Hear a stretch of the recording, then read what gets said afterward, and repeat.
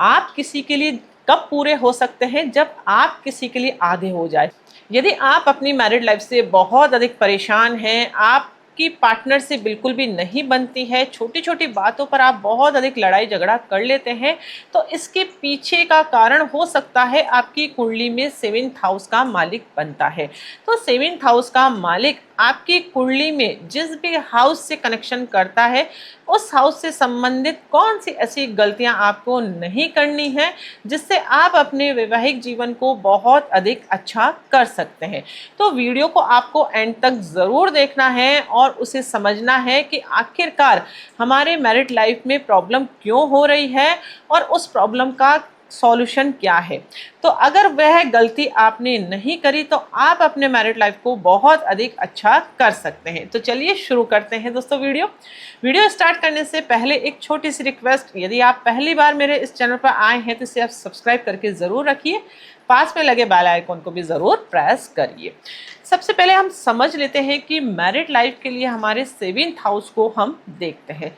7th house हमारी कुंडली में मारक स्थान को भी कहा गया है, अर्थात वह नेगेटिव हाउस को रिप्रेजेंट करता है। तो इस नेगेटिव लेसन को यदि अभी तक आप नहीं समझ पाए तो आप अपने मैरिड लाइफ को अच्छा बिल्कुल भी नहीं कर सकते हैं दोस्तों। इसीलिए यह जानकारी मैं आज आप लोग के साथ शेयर कर रही हूँ ताकि आप अपनी कुंडली के आधार पर अपने जीवन को अच्छा करने में सक्षम हो सके। यह बातें हस्बैंड और वाइफ दोनों के लिए अप्लाई होगी, इसलिए फटाफट से आप दोनों ही अपनी कुंडलियों को ओपन कर लीजिए। अगर वाइफ वीडियो देख रही है तो वाइफ हस्बैंड की कुंडली को भी ओपन करके बैठिए, तो हर चीज़ को समझने में आसानी होगी दोस्तों। 7th हाउस हमारी कुंडली में यदि 1st हाउस से कनेक्शन करता है तो आपको कौन सी ऐसी गलती नहीं करनी है।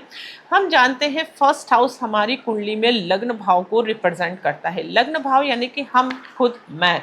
तो लड़ाई का कारण हमेशा ईगो आएगा, यानी कि मैं की प्रायोरिटी को आपको हमेशा छोड़ना है।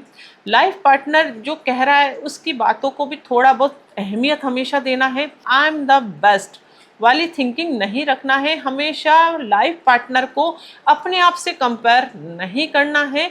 हर जातक अपने जीवन में एक डिफरेंट कैटेगरी का होता है, इसलिए हमेशा अपने लाइफ पार्टनर को समझकर चलना है। अपने ईगो को थोड़ा सा त्यागना है, अपनी बातों को प्रायोरिटी थोड़ा सा कम देना है अपने मैरिड लाइफ में, क्योंकि झगड़े का कारण आपका ईगो हो सकता है यदि 7th हाउस का स्वामी आपके 1st हाउस में स्थित है।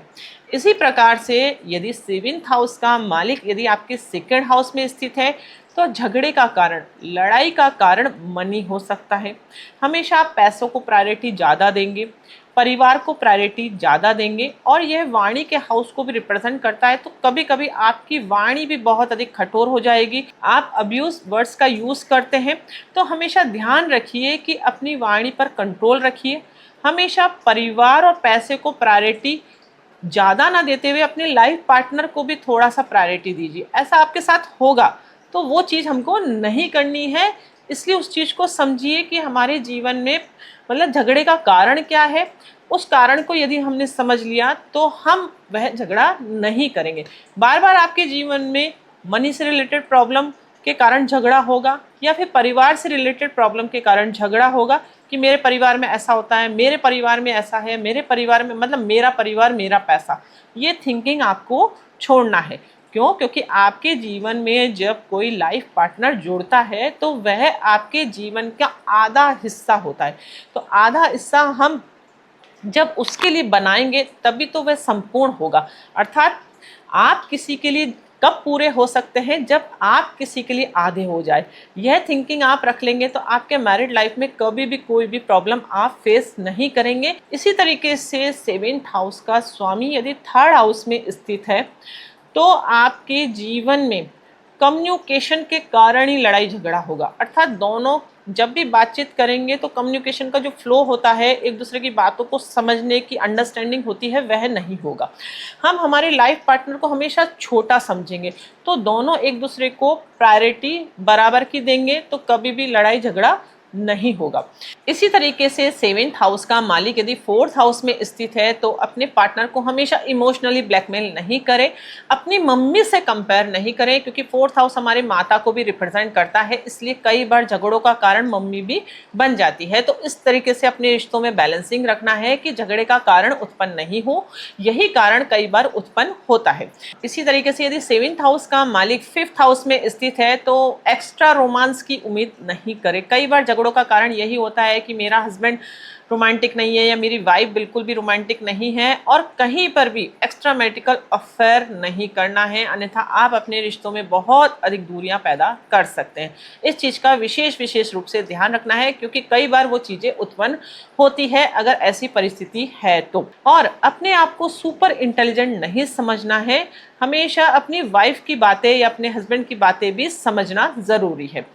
इसी तरीके से 7th हाउस का मालिक 6th हाउस में स्थित है तो आपको बहुत अधिक अलर्ट रहना है, अपने रिलेशनशिप में बहुत अधिक एडजस्टमेंट करके चलना है। क्यों? क्योंकि यह हाउस बिल्कुल भी मैरिड लाइफ के लिए अच्छा नहीं है, यह आपके जीवन में सेपरेशन के योग बनाता है। तो इस कंडीशन में आपको हमेशा अपने लाइफ पार्टनर को फ्री स्पेस जरूर देना है, उसके फ्री स्पेस में कभी भी कोई भी इंटरफेयर नहीं करना है, और अपने लाइफ पार्टनर को एक कंपटीटर के रूप में ट्रीट नहीं करना है कि मैंने ऐसा करा है तो तुमने ऐसा क्यों नहीं करा, और मैं ऐसा करता हूं तो तुम ऐसा क्यों नहीं करते हो। इस तरीके से आर्गुमेंट्स करने से बचना है। इसी तरीके से 7th हाउस का मालिक यदि 7th हाउस में स्थित है तो बहुत अधिक अच्छी स्ट्रांग पोजीशन बनती है, लेकिन कई बार झगड़ों का कारण ये बनता है कि हम बहुत अधिक डिपेंडेंट हो जाते हैं अपने ही पार्टनर पर, और हमेशा 50-50% वाला चीज हम देखते हैं। हमेशा हमारी ख्वाहिश यही रहती है कि मेरा लाइफ पार्टनर बिल्कुल सेम मेरे जैसी ही पर्सनैलिटी जैसा हो, तो ऐसा संभव नहीं होता है। कई बार तो झगड़ों का कारण भी यही बन जाता है, और समाज में दिखावटी रूप में आइडल कपल बनने के चक्कर में बहुत अधिक अपने मैरिड लाइफ को डिस्टर्ब कर देते हैं।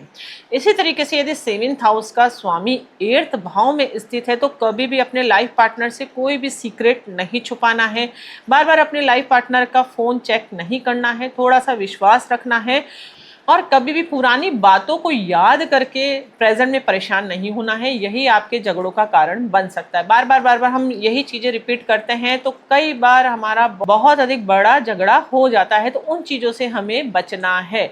इसी तरीके से 7th हाउस का मालिक यदि आपके 9th भाव में स्थित है तो हमेशा मोरल वैल्यूज़ को प्रायोरिटी नहीं देना है, हमेशा अपने पार्टनर को उपदेश नहीं देना है, लेक्चर नहीं देना है कि तुम ऐसा करो ऐसा करो ऐसा करो, और हमेशा ज्ञान नहीं देना है, उसको भी अपनी समझ के अनुसार काम करने की पूरी आज़ादी दीजिए। कई बार इसी कारण के कारण बहुत बड़ा झगड़ा हमारी लाइफ में उत्पन्न होता है।